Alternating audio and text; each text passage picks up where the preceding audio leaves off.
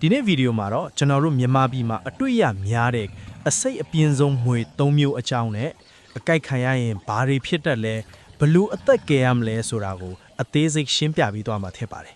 ။နံပါတ်1ကတော့လူအသေးအပြောက်အများဆုံးဖြစ်စေတဲ့မွေပွေး Russell's Viper ပဲဖြစ်ပါတယ်။သူ့ရဲ့ကိုယ်လုံးမှာအညိုရင့်ရောင်အကွက်ဝိုင်းလေးတွေပါရှိပြီးဦးခေါင်းမှာတရိကန်ပုံစံရှိပါတယ်။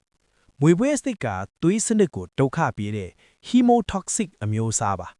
အကြိုက်ခံရရင်အနာကနေသွေးမတိတ်ကသဘုံနဲ့စီးထဲကနေသွေးယိုတာမျိုးတွေဖြစ်တတ်ပါတယ်